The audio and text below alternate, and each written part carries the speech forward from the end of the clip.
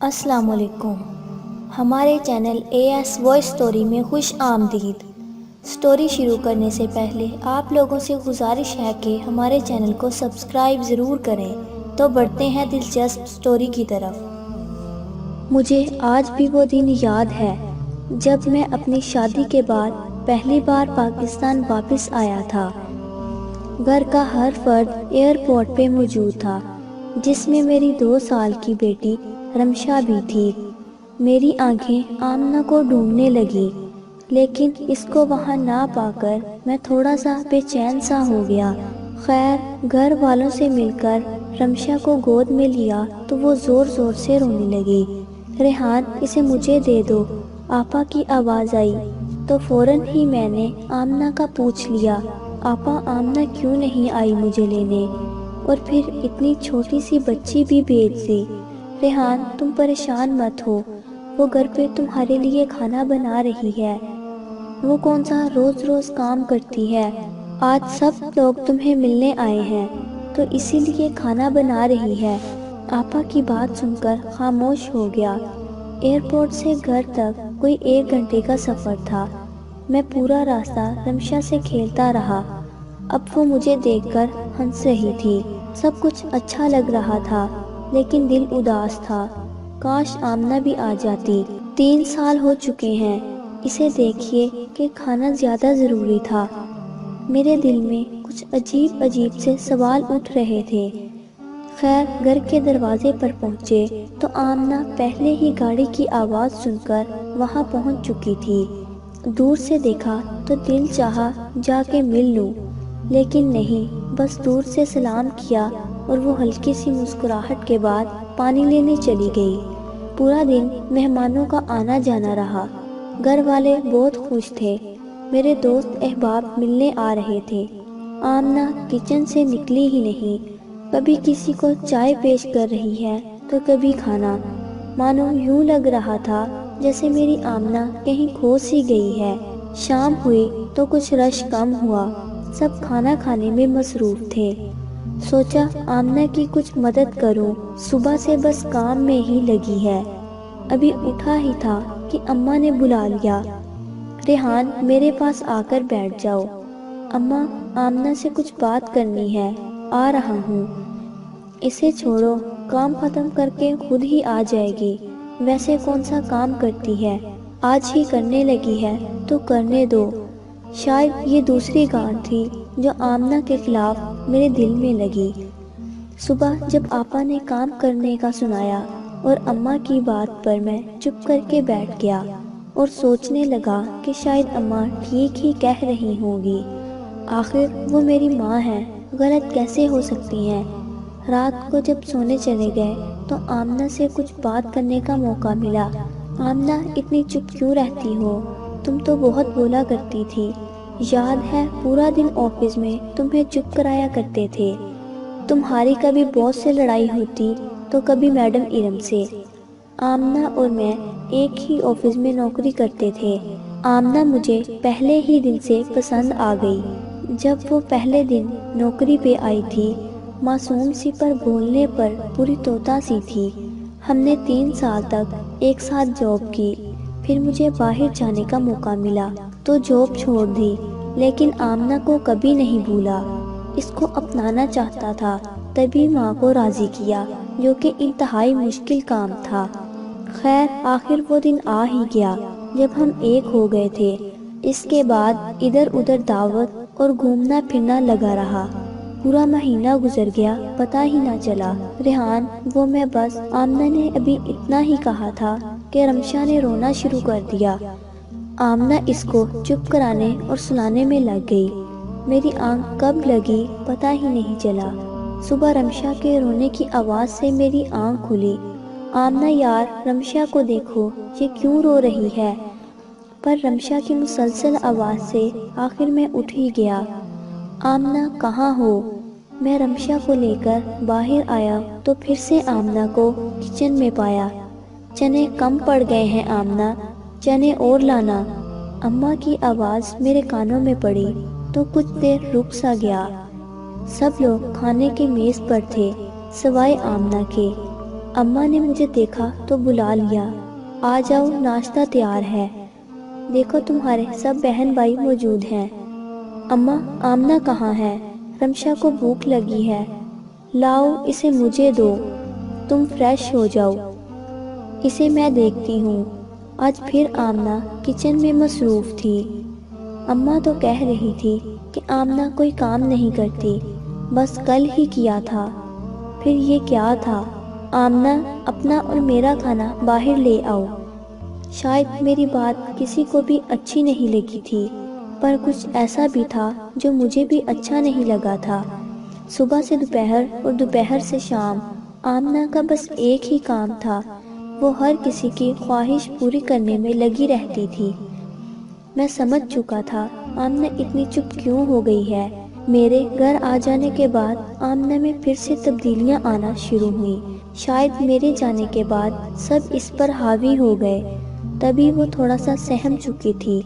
وقت گزرتا رہا، اب وہ کام چھوڑ بھی دیا کرتی تھی یا مجھ سے کہہ دیتی اور میں خوشی سے اٹھ کر اس کی مدد کر دیتا۔ آج اماں کی آواز آئی کہ آمنہ ناشتہ بنا دو، راحیلہ آئی ہے۔ راحیلہ میری آپا کا نام تھا، جن کی شادی ہمارے گھر کے قریب ہی چچا کے گھر ہوئی تھی۔ آپا تقریباً روز ہی ہمارے گھر آ جایا کرتی تھی۔ آمنہ کی کمر میں شدید درد تھا، میرے منع کرنے کے باوجود وہ کچن میں گئی اور ناشتہ تیار کرنے لگی۔ کیونکہ رمشا ابھی سو رہی تھی، اس لیے میں آپا سے باتیں کرنے میں مصروف ہو گیا۔ آپا ہم سب بہن بھائیوں سے بہت پیار کرتی تھی اور ہم سب ان کو بہت پسند کرتے تھے۔ ریحان پلیز دسترخوان لگوا لیں۔ میں ہاں میں سر ہلا کر اٹھ کھڑا ہوا اور آمنہ کی مدد کرنے لگا۔ یہ بات کسی کو بھی اچھی نہیں لگی۔ جب سب ناشتے سے فارغ ہو گئے اور آمنہ بھی رمشا کو لے کر کمرے میں چلی گئی، تب آپا اور میں ایک دوسرے سے باتیں کرنے میں مصروف تھے۔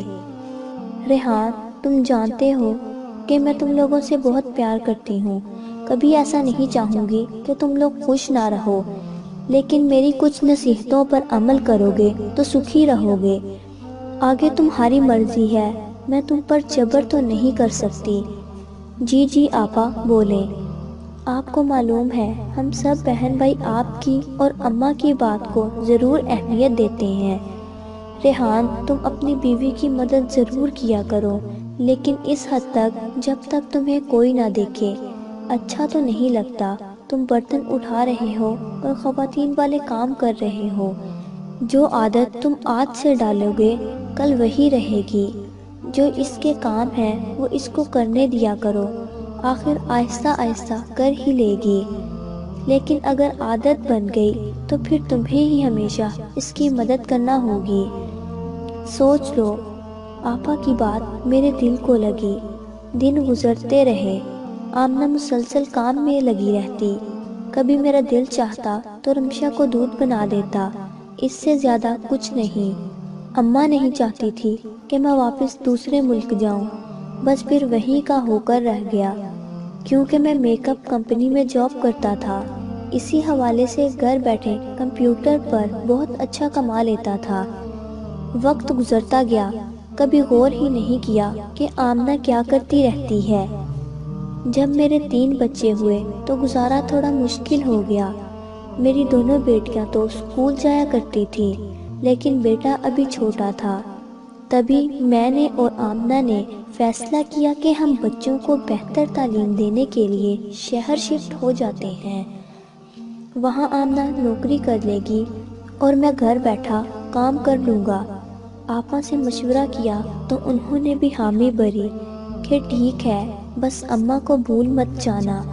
میری تو خواہش تھی کہ اماں کو ساتھ لے جاؤ، لیکن اماں اپنے بچوں کو چھوڑ کے جانے کو تیار نہ تھی، وہ بڑے بھائی کے ساتھ رہنے لگی۔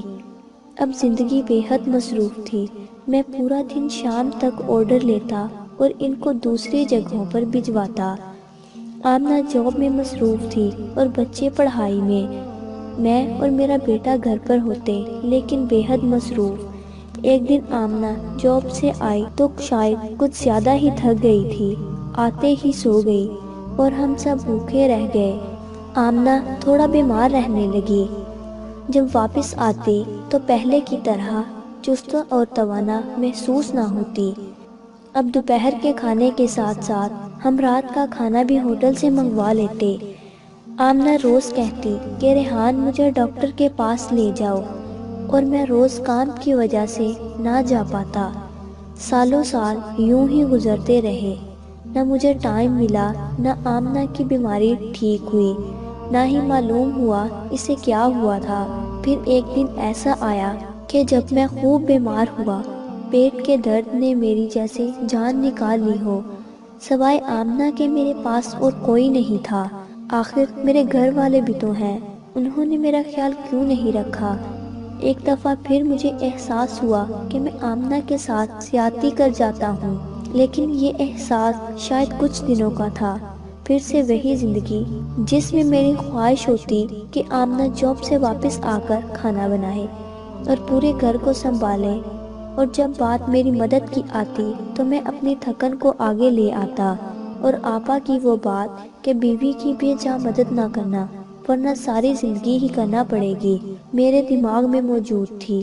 آمنہ اور میں لڑنا شروع کر دیتے، کبھی وہ ٹائم نہ دینے پر مجھ سے لڑتی، اور کبھی میں کھانا بنانے پر، اور کبھی تیرے گھر والے اور کبھی میرے گھر والے، بس یہی تو میں کر کے وقت گزرنے لگا۔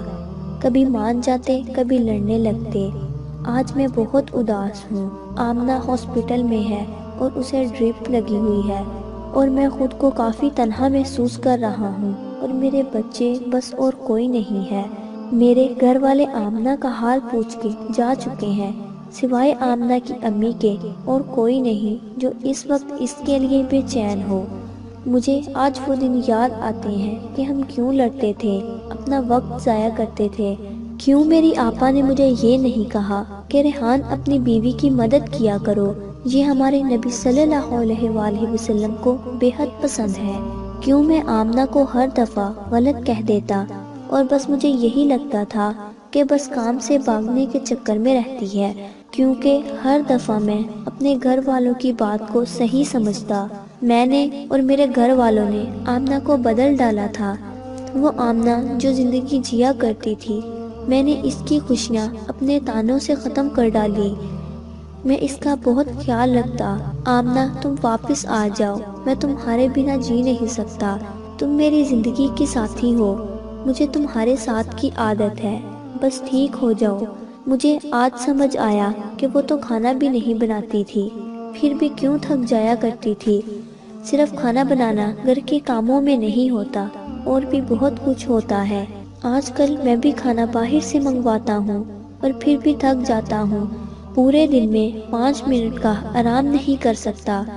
آمنہ تم سچ کہتی تھی کہ ریحان صرف مرد ہی کیوں تھکتا ہے، آخر عورت کیوں نہیں تھکتی؟ اس کو اجازت کیوں نہیں کہ وہ اپنی تھکن کو بیان کر سکے؟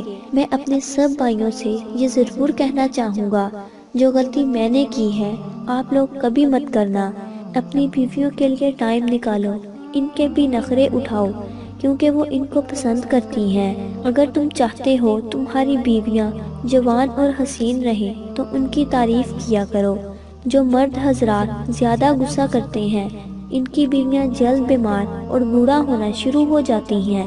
اور ایک بات بہت اہم، ہمارے گھر والے جتنا پیار ہم سے کرتے ہیں اتنا ہماری بیوی سے نہیں کر سکتے، لہٰذا بیوی آپ کی ہے نہ کہ محلے والوں کی، اور اس نے آپ کے گھر کو سنبھالنا ہوتا ہے، لہٰذا اس کو مزید مضبوط بنانے کے لیے آپ کے پیار اور مدد کی ضرورت پڑتی ہے۔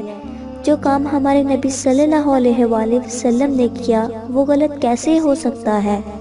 اپنی بیویوں کی ان کے کام میں مدد کیا کرو، تاکہ اگر وہ تھکیں بھی تو آپ کا ساتھ ان کا سہارا بن جائے، اور آپ کا گھر جنت کی مانند ہو۔ تو دوستو، امید کرتے ہیں کہ آپ کو یہ سٹوری پسند آئی ہوگی۔ مزید ایسی ہی دلچسپ سٹوری سننے کے لیے ہمارے چینل کو سبسکرائب کرنا نہ بھولنا۔ جلد ہی نیو سٹوری کے ساتھ حاضر ہوں گی، تب تک اپنا رکھیے خیال۔ خدا حافظ۔